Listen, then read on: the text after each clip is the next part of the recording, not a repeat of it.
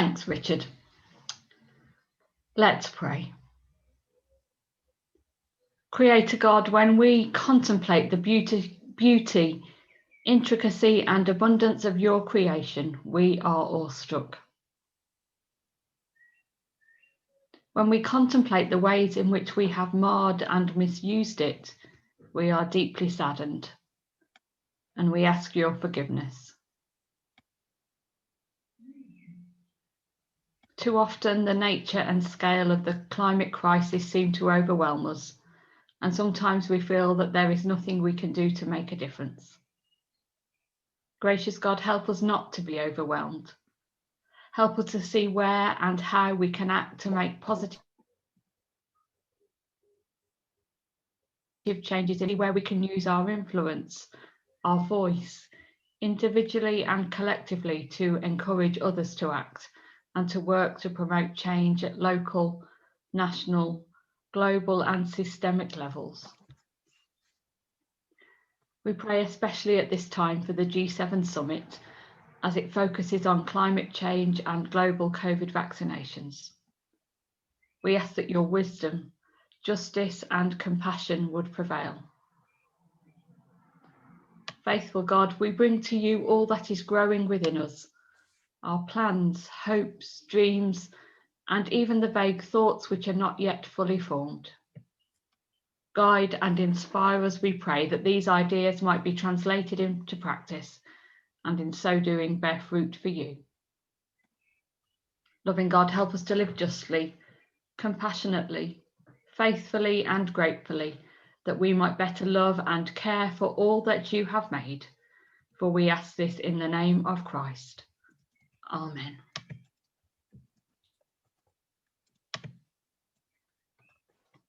Thank you, Sarah. So if Matt, if you could just put the slide of the schedule up.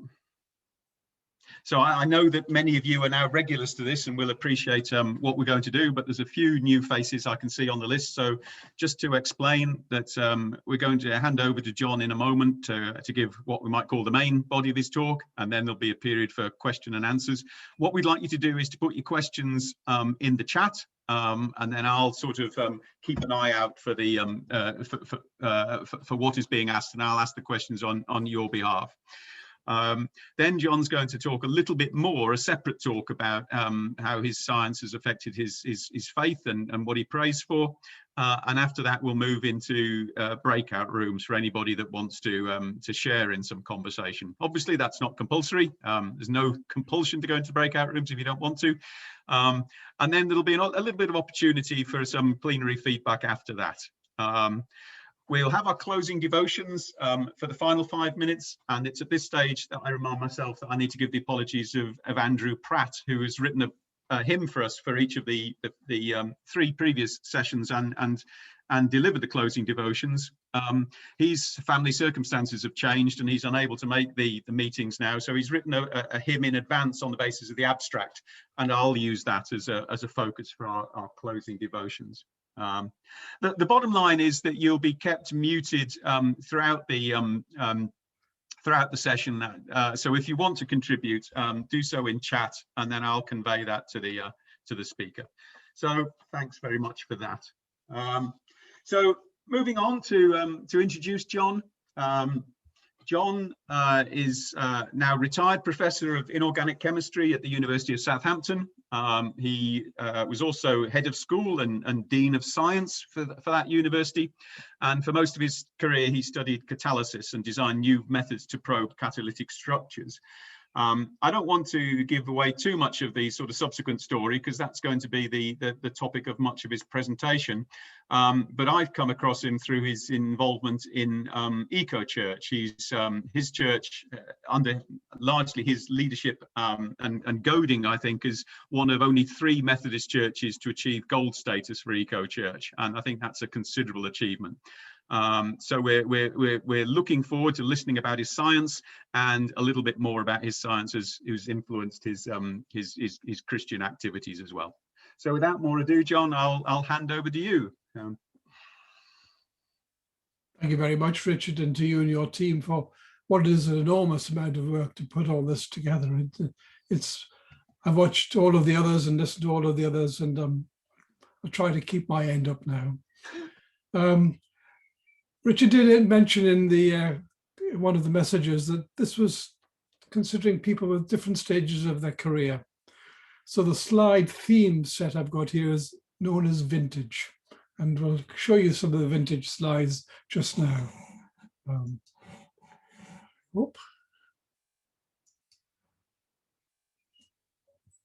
If I screen share, it'd be easier, wouldn't it?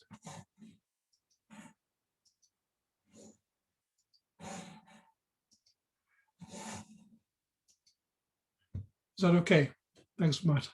Okay, so I put my 3 different religious type of acknowledgements here. That's largely most of the work is spent in our own church in Romsey and in the Winchester Eastleigh and Romsey circuit.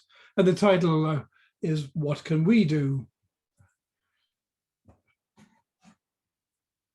And at present, not, oops, okay. So if we look at being an inorganic chemist, it's the chemistry of the elements which really wind us up, really inspire us. So we're going to largely talk about carbon. Carbon is clearly a vogue element as being a problem element. It's one of the four most abundant elements in the universe, and helium doesn't have much chemistry, so it's basically hydrogen, carbon, and oxygen that a lot of our chemistry is based on. Carbon is very widely arranged. We've got diamond here on the right there, which is a 3-dimensional structure, graphite, which is a layered structure, and then you have these on the bottom left-hand corner, you have C60, which is called Buckminster fullerene. Harry Kroto got the Nobel Prize for inventing that structure. And as you stretch those out here with C70, you can get to carbon nanotubes. And another form is graphene. Graphene is essentially one of those layers of graphite. So that's carbon as you'd like it to be. Carbon is you're not so keen to have it as where lots of it is going, and that's into the atmosphere. And this is from a 2021 paper showing the radiative forcing, that's the amount of heat per square meter, is increased by the presence of something in the atmosphere or in the flight path. CO2, you can see, is the largest contributor. Carbon black is sooty stuff. It's the stuff which stops the Earth reflecting radiation, for example, from snow and ice. Then you have methane, another carbon contributor. Then ozone. Well, ozone isn't obviously containing carbon, but carbon monoxide and methane in the atmosphere help generate ozone. Then you have what are called the F gases. That's the CFCs, the freons. And they are first coming up as a big problem because essentially many of them last almost forever molecules. CF4 has thought to have a lifetime of 50,000 years in the atmosphere. And then N2O in the end is the last of these gases here. So these are the main contributors to global warming. So what's been done in the past? Who's responsible for this?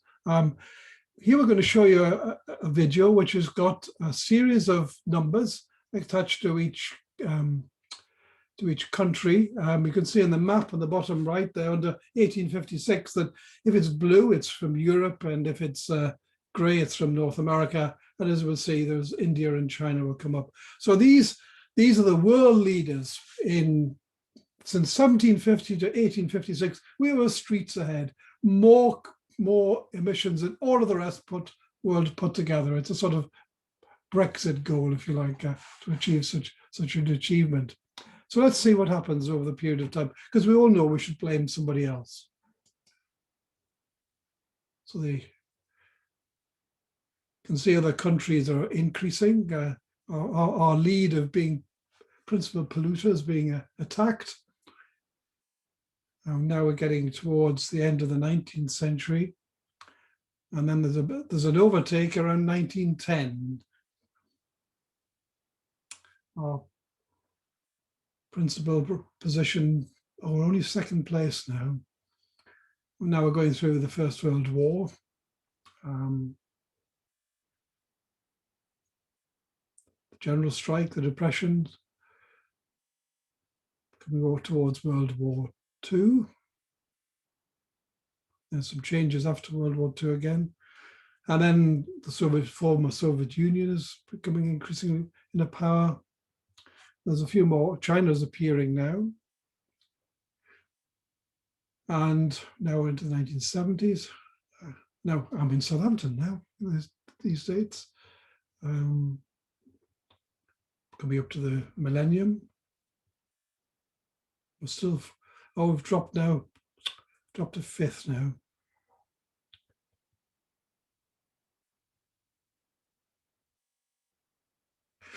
So over that period of time, we are the fifth largest polluter.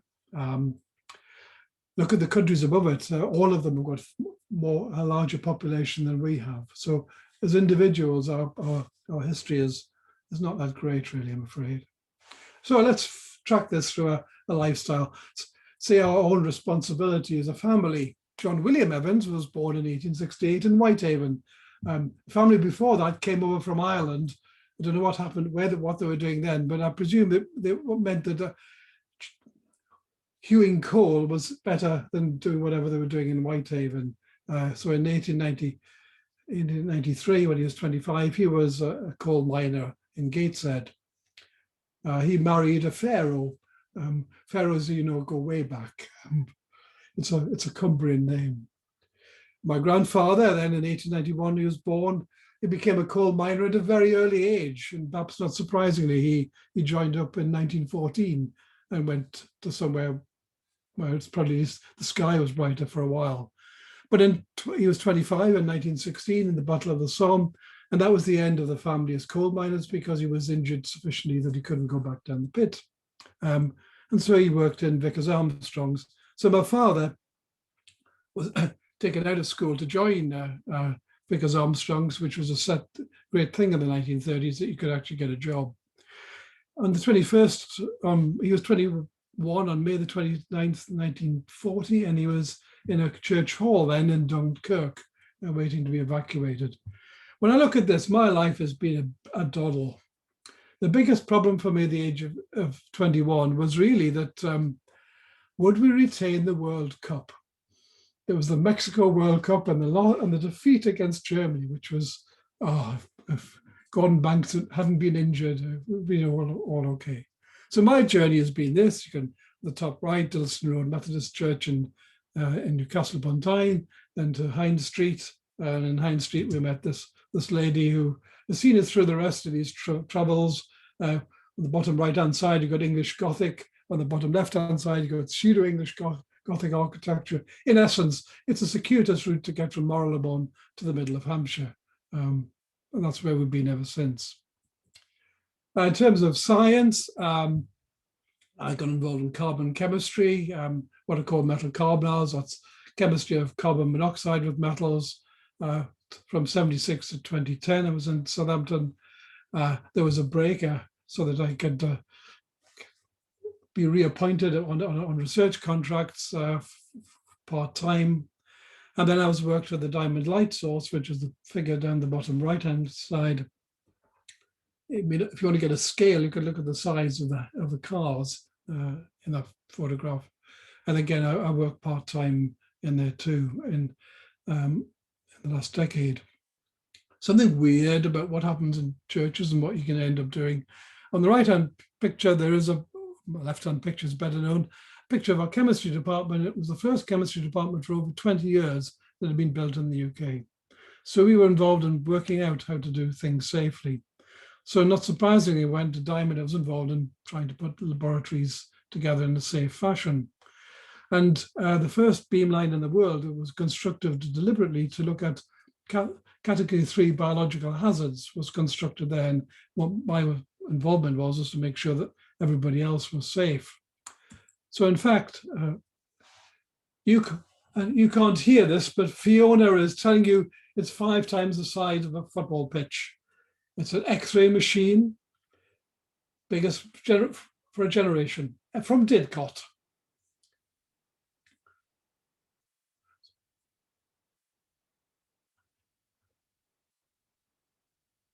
So she's passing on to Fergus Walsh now. sinks. This is science at a giant scale.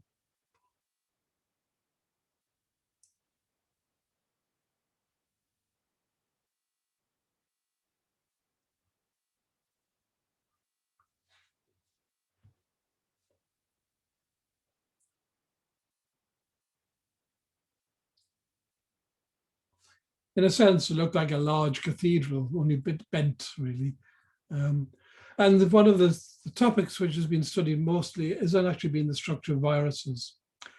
So bizarrely, what I've ended up with is, not surprising, is a circuit steward in charge of COVID safety because of this background. Who would have thought that when I was doing that work before? Now, I talk about sustainable chemistry, and I'm showing you a line drawing of wide open colliery, which I used to remember when we got the bus from Newcastle to Ashington to visit cousins. And you knew where you were from the particular smell of the pit heap. Now, what surprised me once when I started doing research on my own was we travelled up to ICI and Teesside then in the 70s, went on the Darlington to Stockton train line. I came across this particular heap. I wish I could have found a colour diagram, but it's essentially a green and yellow colour, which just said this is chromium. And it reminded me that, in fact, in the olden days, when you wanted to oxidize an organic compound, you used a chromium atom. So for every oxygen, you have a chromium dump. So one of the changes really to make chemistry sustainable was to make the agents actually work catalytically. The catalysis comes from the root of the matchmaker, something which brings things together, but is not itself being consumed in the reaction. So the kind of reactions that we were looking at were these that we have up there. We have water, H2O, oxygen, O2. I think you'll have worked out the color pattern then. And on the bottom is methane, CH4. You can just about see the four hydrogen atoms around the carbon. And if you react those, you get what is called synthesis gas. Synthesis gas has hydrogen, H2, and carbon monoxide. And what people were interested in was how you get from this to some of the molecules. In particular, in ICI, they were making methanols, two hydrogen molecules, and the CO gives you methanol. And that used a copper and zinc oxide catalyst. And then the tube went from Teesside to Hull, and in Humberside, you added carbon monoxide with another system which produced acetic acid. And acetic acid and methanol together will give you methyl acetate. And this is a reductionist way of making molecules from almost everything. You can form organic molecules from the simplest species. The particular interest at the time was what would happen if we have no hydrocarbons. What else could you use? And we were in the States in the early 70s, and we had to queue up every other day. We had the chance of queuing up for fuel because of an oil crisis that happened then. So coal was the other option, and my cousin used to tell me that I was actually converting nutty slack into vinegar by this particular set of processes. Since it was true, really. Well, the other big scheme is this one, again, going to make synthesis gas. And then with your byproduct here is water, and you've got methane, which you can produce with a nickel catalyst, or with iron and cobalt, long chain hydrocarbons. And this historically is an important reaction. It's how the Luftwaffe got its fuel in World War II, because Germany did not have oil, but it had coal. When the UN sanctions around South Africa took place, then South Africa did the same reaction. Lots of coal, no oil. And so the South African oil industry is based upon this reaction here. What is interesting now, not from coal, this is a picture of some horrible bits of wood from the corners. In fact, this has been published in Brazil. If you take the offcuts of bits of forest and wood, you can carry out the same sequence of reactions. It's not surprising that works, because basically the formula of wood is COH2. So it's more or less the same formula as the elemental gases. And future interest is really if you can change from going to a pile of wood to a pile of rubbish, and then rather than just burn your rubbish, to use that to create the chemicals that you might want for petrochemical industries. And then if you can do it that way, then you can do the other reactions as well and form these quite elegant specific reactions. That, in a sense, is much of the science I was involved in. Another was in atmospheric remediation. The grey blobs here are rhodium, which is a very effective way of taking out NOx and nitrogen oxides and CO and unburned hydrocarbons, but particularly the rhodium for taking the nitrogen oxides out. And what we were doing with the X-rays was in fact trying to understand the sequence of these reactions and what happened if you had too much of one gas rather than another. CO and NOx are both toxic, but another important feature is that they mediate the formation of ozone in the lower atmosphere. And as we saw, ozone has got the third highest radiative forcing after CO2 and methane of the atmospheric gases. So in a sense, rhodium, in fact, your car exhaust, once you've driven 120 kilometers from new, your rhodium has paid for itself in terms of its environmental improvement for the lifetime of your exhaust catalyst. So that's my background. I retired formally in 2010, and in July 2010, I hadn't a clue. I had no cunning plan. I did not know what to do at all. Life had been so busy, some chaos in the university, that I just didn't have time to think. But then I saw a conference call from the Royal Society, and that work was published a year later in this journal. And I just want to show you one particular slide, which was from David Newbury, an economist from Cambridge. And the slide is the top one here. The bottom slide, if you follow that curve, that orange curve, it says basically it's saying the developed world has produced far more emissions than the rest of the world put together. And we kind of saw that from the beginning of that first video. Let's look at the top slide. And we had this slide just after we'd had a lecture from a vice president of Shell. And in this particular time, in 2010, they was worried about this being peak oil, that from this on our ability to get oil was going to drop. We should be lucky in a sense. And if you looked at these graphs, high and low on these graphs are indicated of the high estimates or low estimates of what the resources and the reserves are of fossil fuels. So there are huge reserves of ancient sunlight trapped underground. Here, that scale is up to 50 trillion tons. That's 50 million tons of resources. I'm just going to amplify that so you can see it more clearly. So there's just enormous quantities, 10 times. So by that time, we'd reached 0.5 of a trillion tons that we'd used up.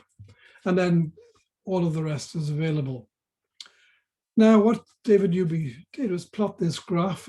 All of these curves here are models then to try to predict the correlation between CO2 evolved and the heat generated and the coal reserves that are, or oil or fossil fuel reserves which are being used. And the red line is, if you like, your median. And this indicated that really to keep the temperature rise of 2, which is on the y-axis, we needed only to have committed to the atmosphere 1 gigaton, that's 1 billion tons of carbon. And by then we were halfway there. And that was, to me, a seminal moment. I'd never realized that before. So here's the bottom line. If we wanted 50% chance of less than 2 degrees centigrade rise, we can only emit another 500 gigatons of carbon ever, because carbon lasts hundreds of years in the atmosphere. And then, of course, now we know 2 degrees is too much, and 1.5 degrees is something that we should be aiming at. So we're pretty close to this ceiling. There isn't much bucket which is left empty. So this I called my Ezekiel moment. Here's Ezekiel, and here's the cartoon of him in the valley of the dead bone. The dead and dry bones. That was not my image at the time. I have to confess, sometimes it's come back to me. on rather more evil moments. We had 2 days after the talk, we had a discussion, which was as much in a science meeting as it ever been like a church meeting. We all gathered around and said, well, what do we do now? And I wasn't thinking necessarily of the dry bones. I was thinking more of this image of the walled city. Son of man, I made you watchman of the people. Hear the word I speak and heed the warning to me from Ezekiel. And so here's Ezekiel. Oops. It should be Ezekiel. Okay. I'll put my Ezekiel's watching the gap in the walls to see tell people what's going on. So Ezekiel then is watching down this timeline from 2011 to now. And the first thing I did was on the right-hand top corner, I went back, I wrote a course on sustainable chemistry. I did say, why don't you do a whole degree course? And they said, look, you just retired, you've been head of department, you didn't do that before. Why are you expecting us to do all of this new work? So instead, I gave just a third-year course. And then I wrote a book on the X-ray work. And having written a book and done a course, Oxford were prepared to accept me to produce a textbook on elements of a sustainable world, which was started in 2017, 2 years writing, and then it was published last autumn. In parallel, church activities were like this. Here is this picture of our church. It was a review that Hilary wrote around Christmas time, and you can see we're trying very hard to project it in front of the organ with a screen behind it against the pews to try to do something which was imaginative. And really what began there was a recognition that the church wasn't fit for purpose and we should change. We should change physically, and we should change the spirit of which the church was operating. And by 2015, the church looked like that second picture there. You can see from the shape of the arch where the front of the church was. You notice the absence of an organ, which has created a particularly large quantity of space. And then that was September 2015 that was opened officially, and in this early 2016, Eco Church began.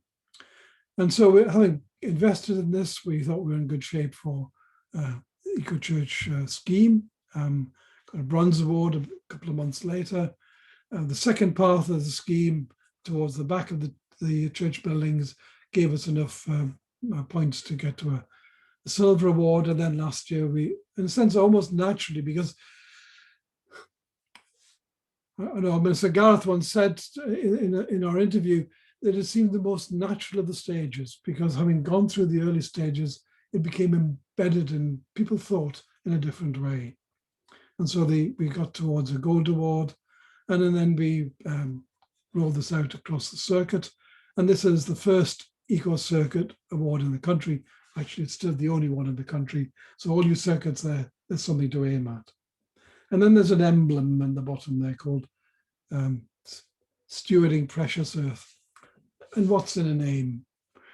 It's a YouTube channel, and the emblem is actually a molecular model of dodecathiol.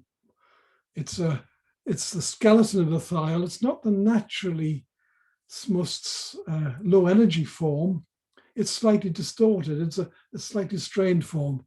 And I call that the Golgotha conformation of that particular molecule.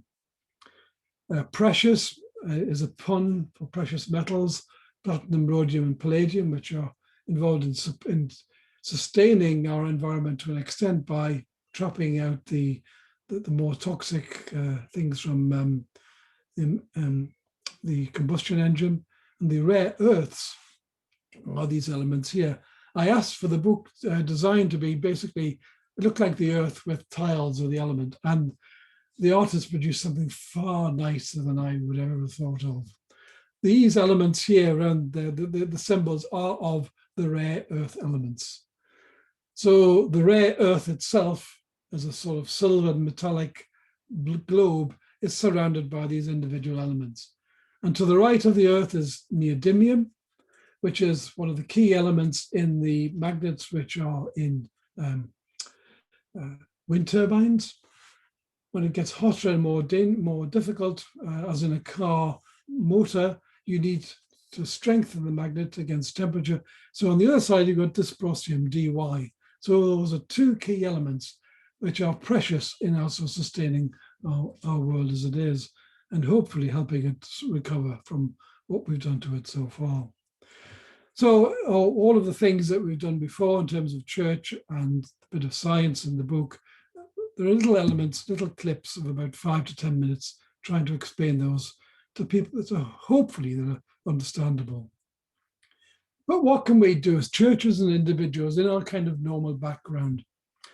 So we're going to have 3 separate slots here where we look at what we could do.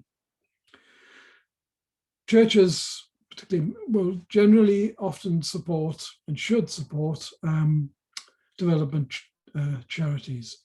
And in Methodism, the All We Can charity is the Methodist Relief and Development Fund.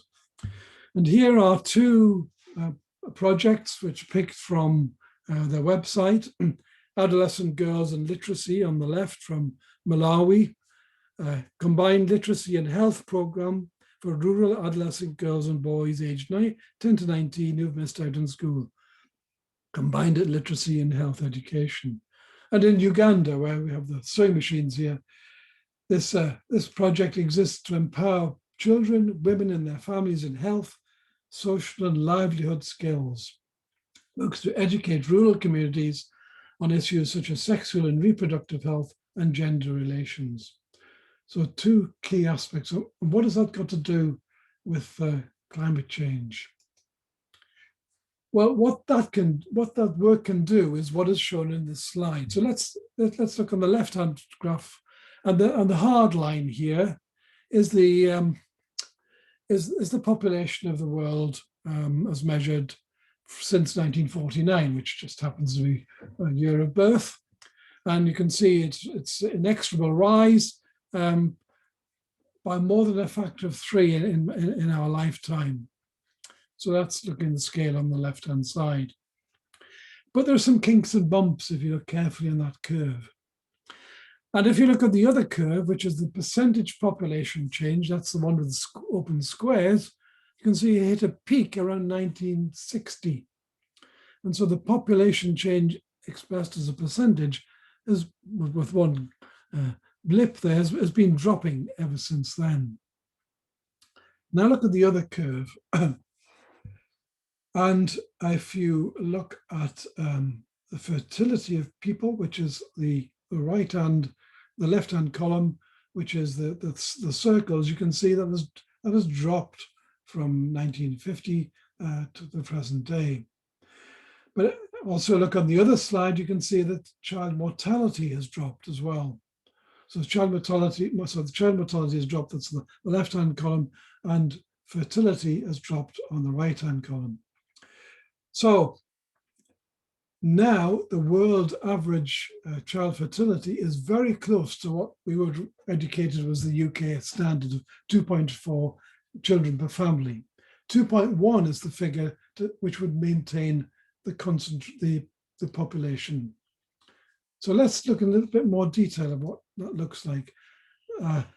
If anybody looks at this is the Factfulness book here, which is a fabulous book, and the Gapminder website gives you expression of the kind of data here. So the x-axis is child mortality, the y-axis is babies per woman.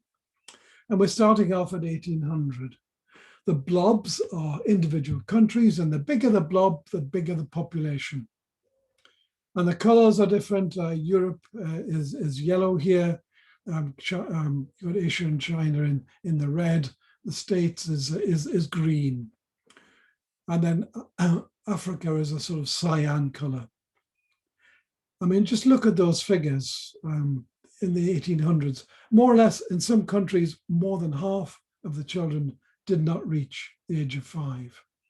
And in most of the world, it was 40-odd% who had died. So only 50-odd% of people will die. And if you've looked at your own family tree, you can see evidence of that probably in our own family where children were given a second name as a memory of a sibling who had died.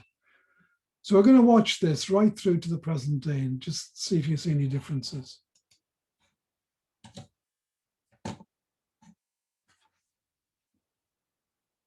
Bit of oscillations going on. Bulk of things aren't changing yet. Child mortality is dropping in some of the European countries.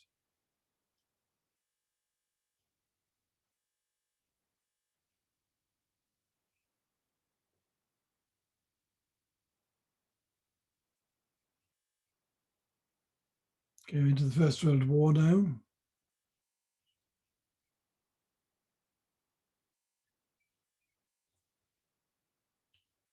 And World War II is finished. And now we're getting towards, if you like, the rich and the poor countries almost in terms of your first world, third world.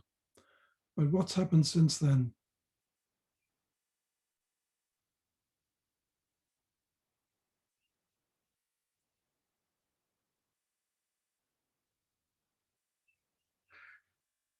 In a sense, all countries are behaving the same if they have the opportunity. And the countries which are left furthest down this universal slope are the African countries. The one that's at the very top is Niger, which has had an unbelievably horrible history in its time. It's where really a complete outlier, but more or less all political systems, if people have the same sort of opportunities of health and education, particularly for the women, in the sense the child fertility drops, people don't need to have more children because they can rely on the fact that they will be alive. And look at the very bottom there, you've got actually Poland and Portugal, where the birth rate is 1.6 per woman, 2.1 for the average. So there's a chance that the population will stabilize. It is expected by 2100 that the population will stabilize by around 10.5 billion. And that was before the pandemic. So it's not in completely out of control. And this is how does that influence climate change? On the left-hand column here, we've got these black lines, which are CO2. These are the annual emissions of CO2 per year. So around 27 billion tons of CO2 was in 1990, and now it's risen to about 35. But if you add all of those other gases in, the contributors, you've got this extra CO2 equivalent number, which really is around the 52 billion ton mark now. But look at the other graphs, the red dots, which are on the right-hand column. These are the CO2 emitted per person in tons, or equivalent per person. And what is clear is it has not risen since 2010, and if anything, it's started to fall. So there is a trend in terms of population, if people are well treated, and it's a trend in terms of what they are emitting that indicates that there is a chance that with more interventions, we can make a difference. We can go down towards a carbon zero system. Not easy, but at least you're not working against people's natural instincts here. Secondly, what can we do as individuals and churches? Let's look at number one on the first slide. Why concentrating on energy and carbon? On the right-hand side there's an example church developed by Climate Stewards, a great organization, where in that particular church, around 63% of the carbon emissions were associated with energy. And then you've got the other travel, food, expenditure, the stuff we buy, and water, making the rest. So that if you don't understand your own personal or your church's carbon footprint, tackle energy first. So think of your energy and your carbon, not just in terms of pounds, but in terms of kilowatt hours and CO2e. And change your energy supplier to a green supply. And if you can't do it for everything, particularly for gas, then offset the rest. And climate stewards are a great way to do that. And once you work out, you can do that in one church council meeting. That's all you would need to make those changes, and a friendly treasurer in the process. Then you should do your own survey, and then you can look at the rest of things to see what you might be able to work out with the rest to tackle those. Then you can reduce your energy use, particularly by insulation. We actually had an energy performance certificate in our church carried out, and we came out as a B. We thought we might be G, so we were quite pleased that our rating was that particular high, largely through all of the installations and energy source changes that we'd used through the renewal project. And after that, we installed, we generate energy, all our energy, proportion of our energy by solar panels. Anyone who looks at our church will say, where have you put the solar panels? It's a conservation area. We have big roofs facing east and west. Imagine being in where the sun comes from at noon. If you've got east-west floating, it's like being the sun on the Arctic or Antarctic positions. You have almost no value at all. This is a south-facing hall, and we have two of them that couldn't use the first one because of shading from the trees. So you have to be very careful if you're going along this line to get the right kind of site. So what has it done for us in 2017? Our estimate from gas and electricity was that we're using about 69 kilowatt hours, so that should be megawatt hours rather, of energy, and carbon, in terms of carbon, that around to about 15.5 tons of CO2 that we were generating. By 2019, this had dropped to 61, and we were generating 3.7 megawatt hours, of energy through the year. So you could say that now, having offset our gas and have a green energy supplier, that we are carbon negative of -1. I do not think that is true, but on this counting it would be case, because we have not dealt at all yet with the other issues. We'd have to analyze these other topics and see how we can identify the carbon there and reduce it. So I think conference is going to say that we're going to have the aspiration to be carbon neutral by 2030. Don't know how they're going to do it, but that's what they say. And so we'll see how that gets on. Now, how can this be affected? What can be the effect of this? We can think about what our individual lifestyle is. I'm using images of our oil tank here on Climate Stewards diagram. Climate Stewards use Duplo bricks, but I'm using just oil tanks. And on them, each of these represents 0.5 ton of CO2 per person per year. So it used to be one unit for air travel. That won't be much now. 3 for energy for the home, 3 for surface travel, and then the big ones are food and drink and stuff you buy. And then the smallest one in the end is on the infrastructure of the world. So in a sense, what can you do? What can make a difference? All of this vast majority of stuff is related to the things we do and we buy. So you can just make decisions. And this particular decision is us taking the oil tank out and getting it taken across the road to actually as a recycling company and getting rid of it.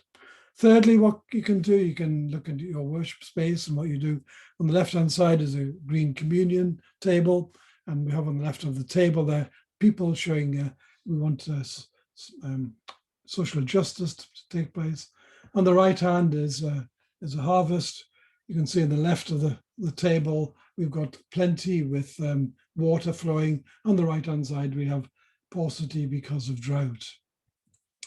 We can have people coming in to tell us things. On the left-hand side there, we have a poster addressed by Dave Buklis, who is the Director of Theology for Russia and author of Planet Wise. If you haven't read the book, read it.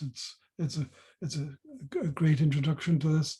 And on the right, you have Andy Lester, who is the environmental director of Air Russia, and actually there's a silver award here, was preaching at that particular service.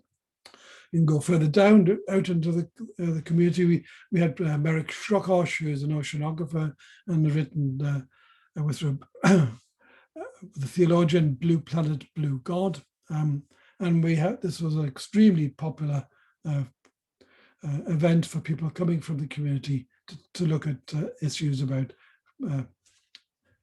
really what we've done to our oceans, around, I guess, going back to the previous talk.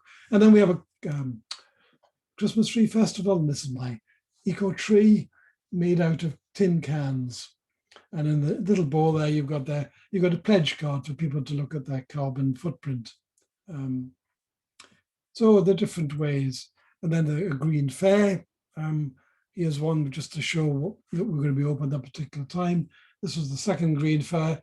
And then one of the important features to note there is we have a variety of organizations present. But the person with a black jacket on is one of the county councillors. We had one MP, 2 mayors and 2 county councillors at this particular event. So really getting people the opportunity to talk to the people in power about what really concerns them. And finally, in this, we met our MP, who is Caroline Noakes, dressed in the middle, and the people to her right of old church people wearing a jacket just so it doesn't look too silly to wear my warming stripes tie, which tracks the temperature change. But essentially, these are a mixture of Anglicans and Methodists on the right-hand side. And finally, well, if you want to do this, Hope for the Future, a great charity to help you. What can be the effect? And here's a letter which was on one of our green fairs. It was on a stand for one of the junior schools, and people wrote letters and poems. I'm sorry that this is from Anna. I'm sorry we put down trees and put plastic in the seas. Please forgive us, future me. I'm sorry that we make thick smoke so birds start to cough and choke. Please forgive us, future me. And with that, I'll finish.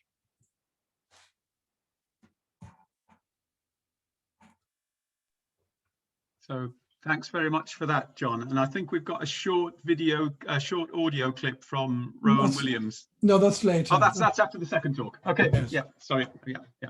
Okay. So that's good. Thanks very much. If you've got any questions, put them in the chat. Certainly the statistics on population growth seem to have warranted some interest. I think summarized perhaps by Grace's question as to whether we should really be focusing our work towards trying to improve maternal and infant healthcare in order to reduce this demand for population growth. Is that really what the focus should be? It's one of the focuses. We each should, I think, take the theme that really we're fired up to work for, really. But certainly Hans Rosling, who wrote Factfulness, has a video clip which said, how do you reduce population? And you reduce population by helping young families and women. You improve, that reduces population.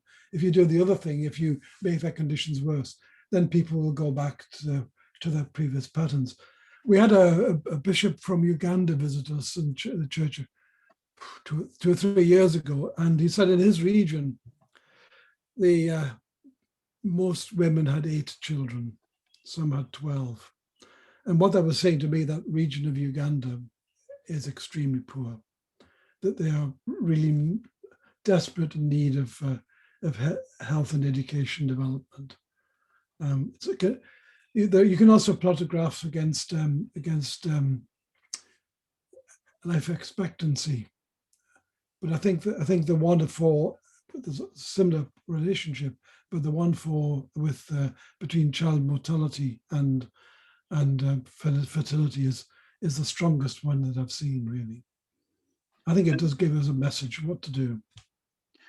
Perhaps a personal perspective here rather than somebody else's question.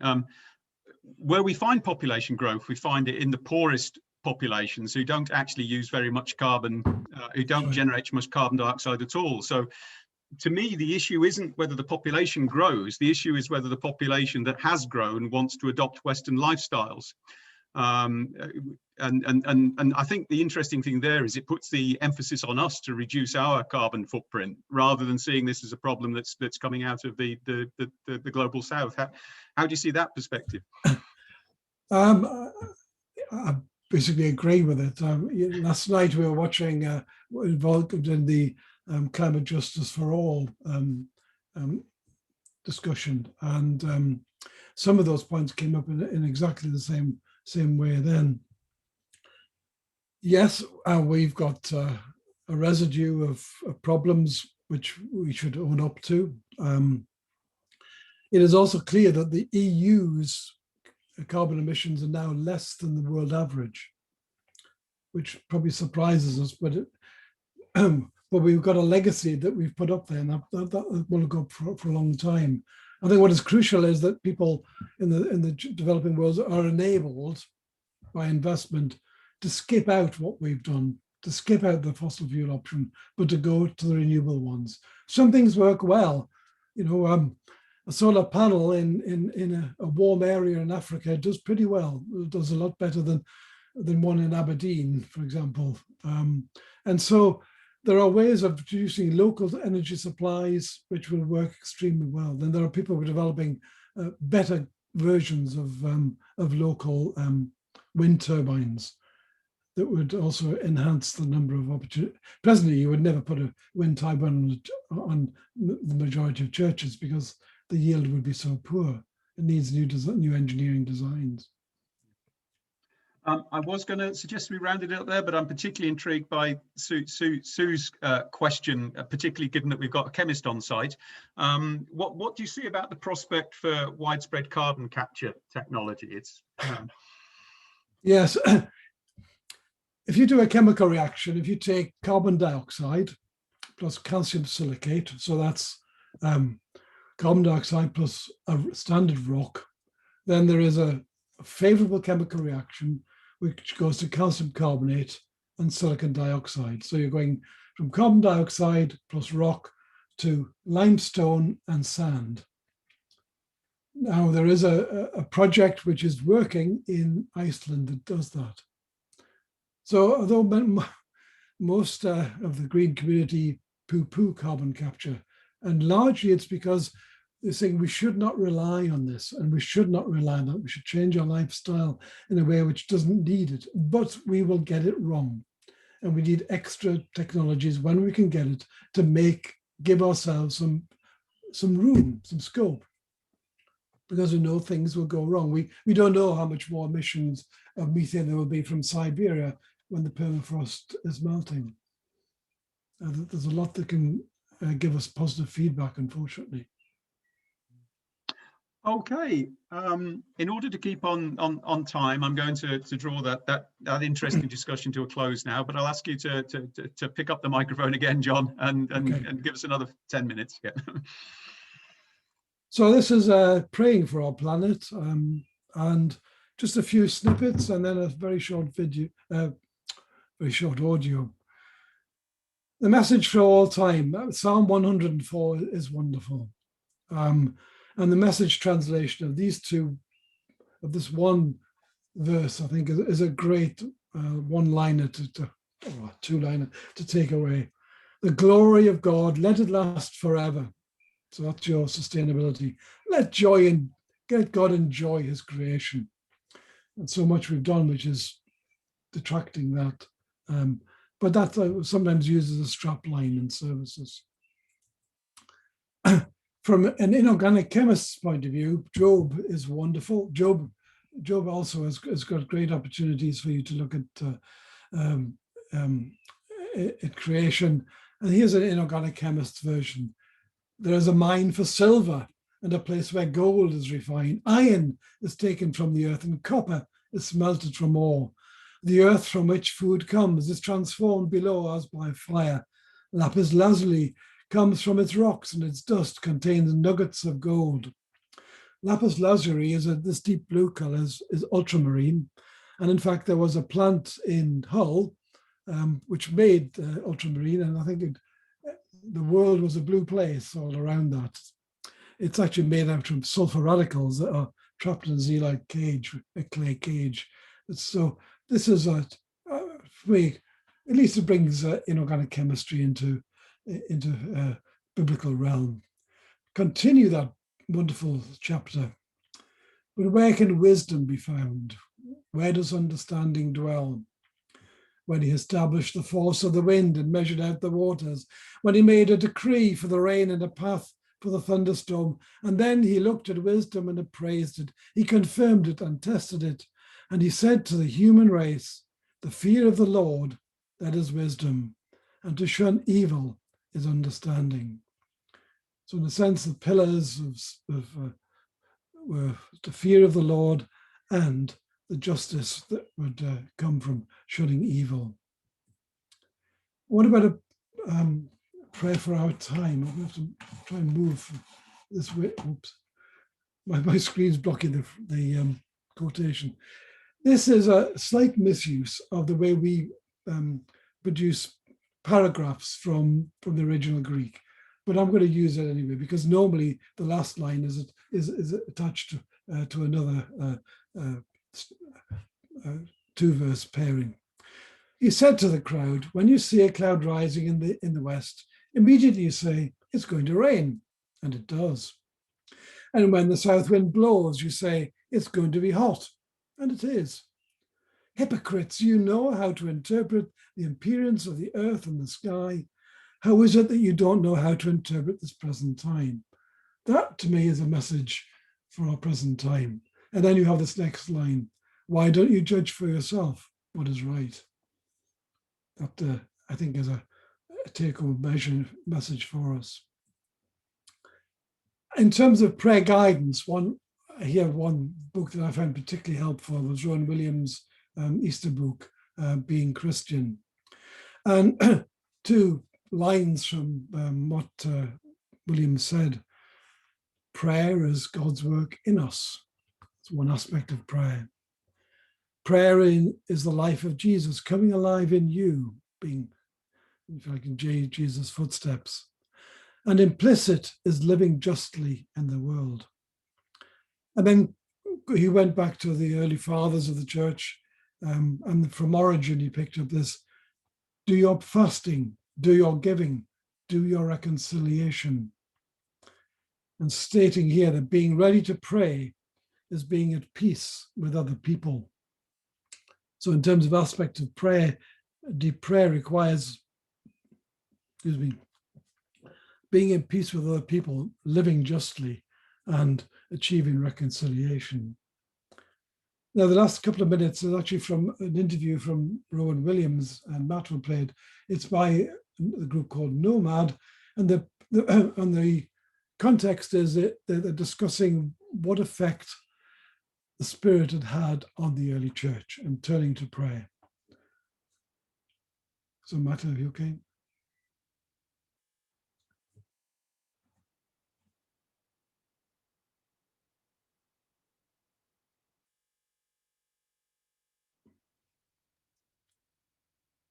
It was actually their experience of prayer was actually revealing something new to them about who God was. That's right. That's right. They were finding that they were talking to God in a way they'd never expected to be able to talk to him, put it that way.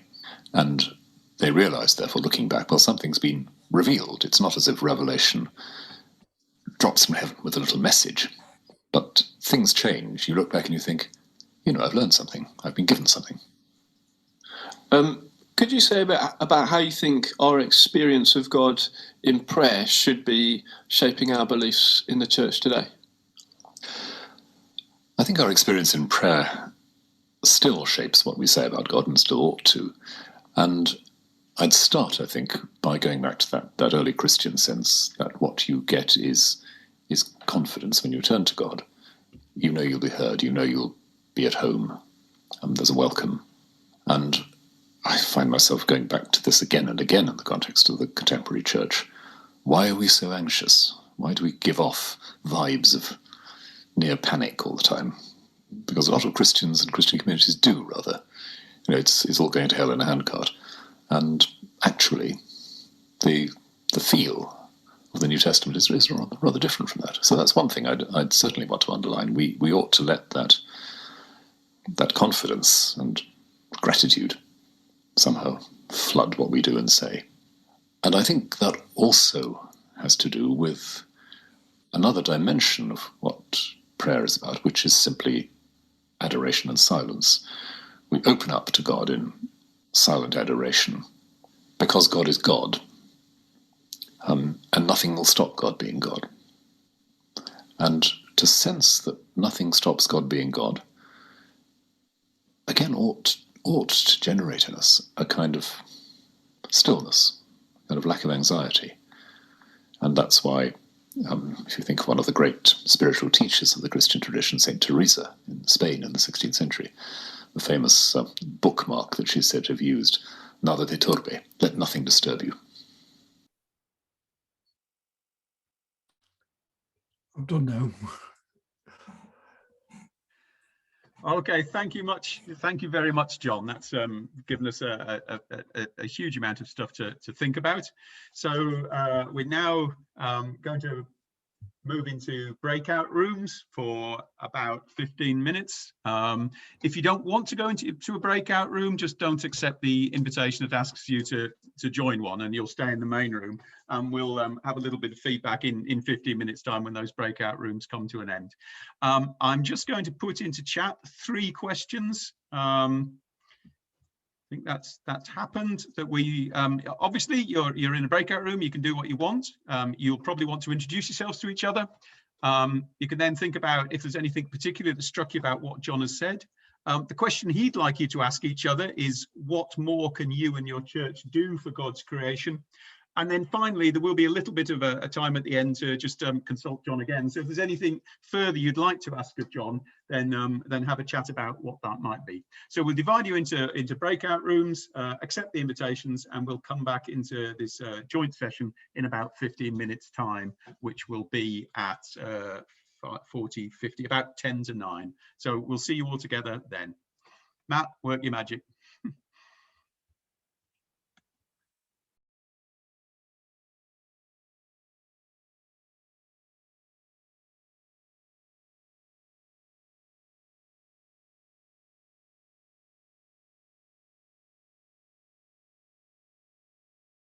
You're muted, Richard. Good. I think that's everybody back who's likely to come back. Is it, Matt? Yeah. Okay. So just as we did before, if in the groups anything's come up that you'd either like to comment about, or particularly that if you'd like to ask John about further, please put it in the chat. Anything that's just come out of those groups. To keep that going, one thing that came out of the group that I was in, John, which again I'd be quite interested in a technical perspective on, is the value of offsetting. I think I'm a natural cynic, and I wonder whether it's quite as useful as the offsetters would have us believe. But what's the sort of scientific perspective on it? I think it's not a particularly scientific perspective from my point of view. Climate stewards that we have been involved, well, and certainly given gifts to. They are a Christian organization who work in areas where they produce sustainable communities.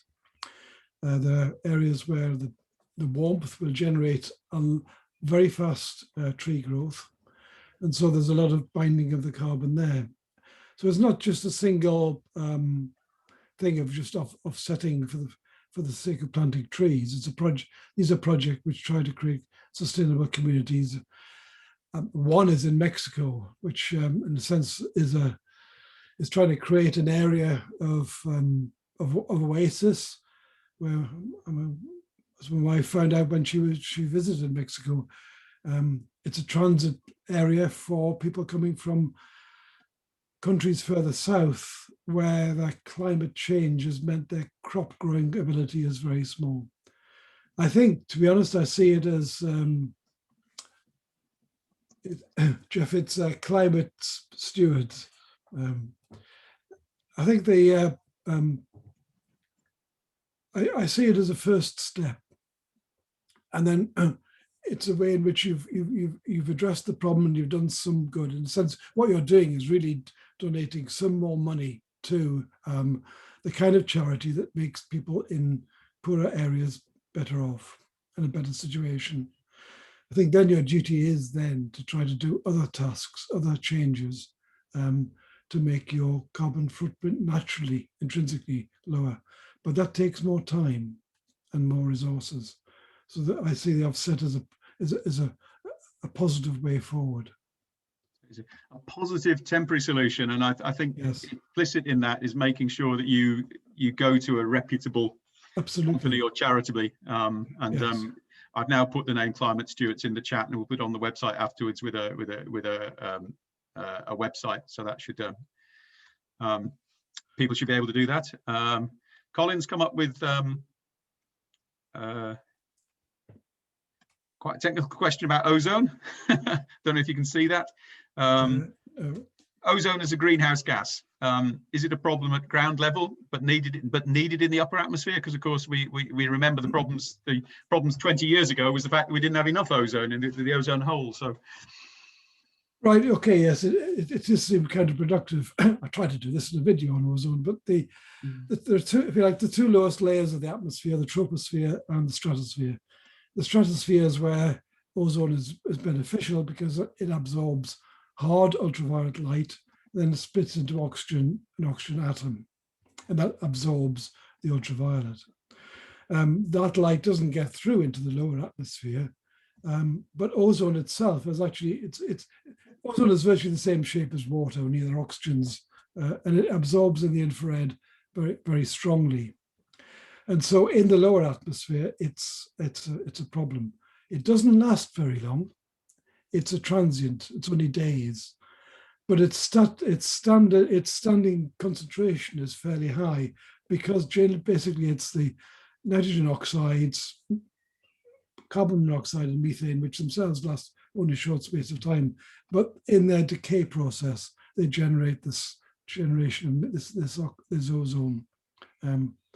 It's also not particularly good for you at high levels, really. It's a very strong oxidizing agent, unsurprisingly. Yeah. Okay. Tony Barron says they spent a bit of time talking about eco-church. I think you're a great advocate for the movement, aren't you? I mean, it's come out of your talk, but I think it'd be worth reinforcing that if people haven't done anything so far in their churches, trying to engage with the eco-church process is probably an excellent starting place, isn't it? Well, from us, it offered us some third-party assessment of how we're doing. So it gives you a guidance. And the first thing to look at is your worship and teaching.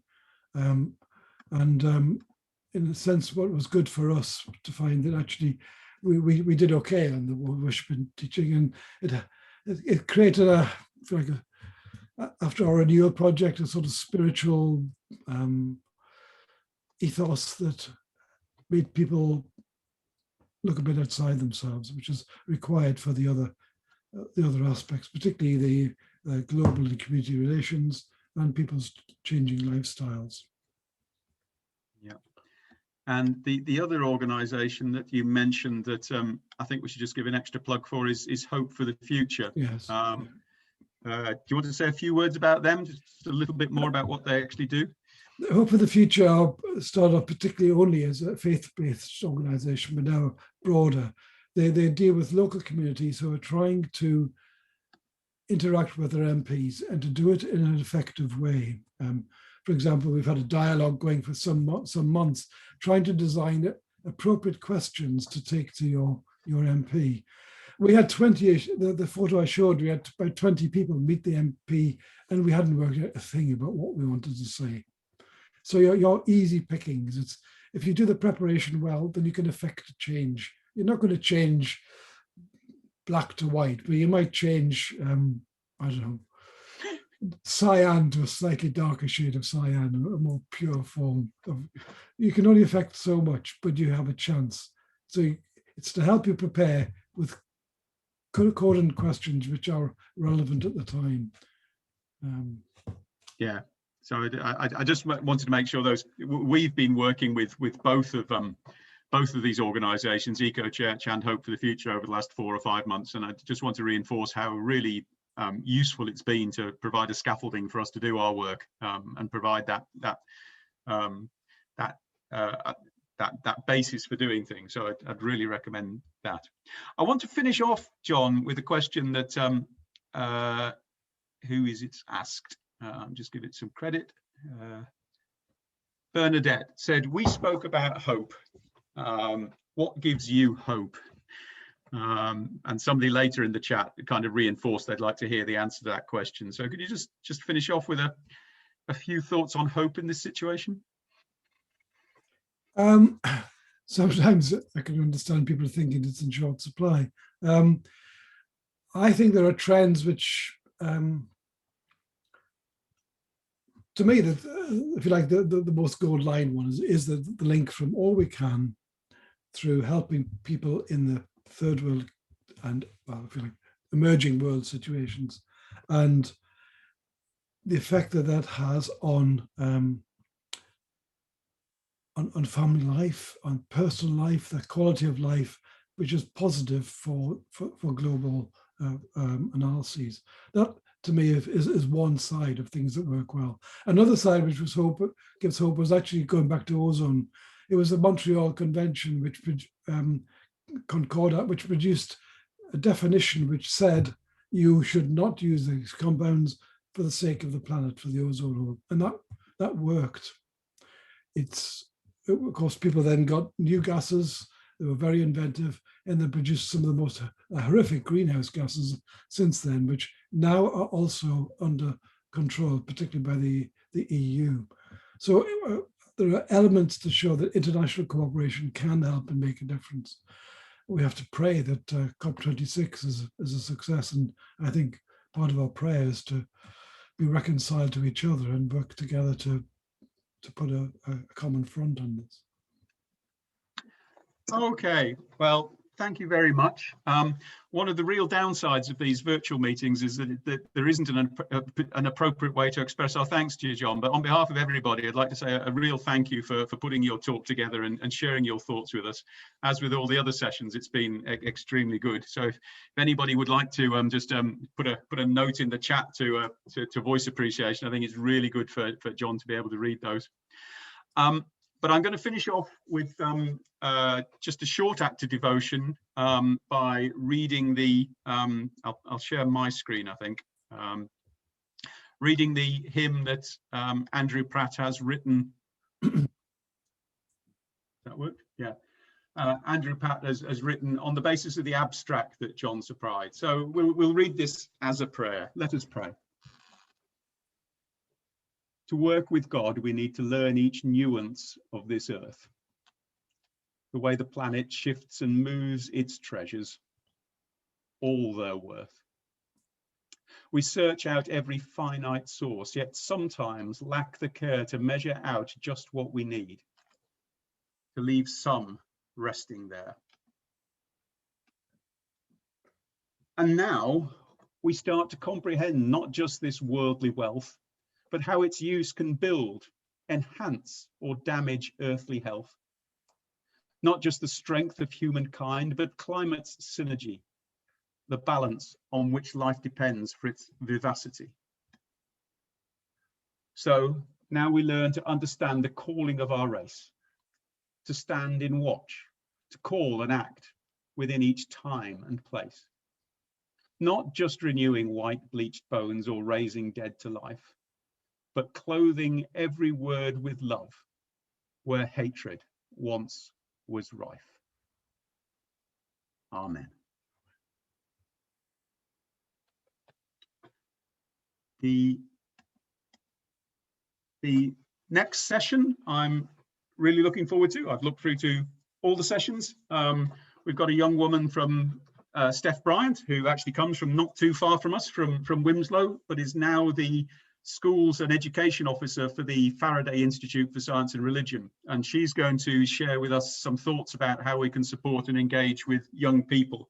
I think many of us who have contacts with young people, grandchildren, children, great-grandchildren in some cases, will know that many of them are struggling at the moment with the challenges in the same way that we're struggling, or even more intensely than we're struggling. And she's going to talk both about how we can support them and how we can try to engage with them in tackling some of these issues. So I'd really like to encourage you to come along. That'll be a week tomorrow, Friday the 18th of June at 7:30. With that, I'll say one more word of thanks to John and leave you all. Thanks very much, John.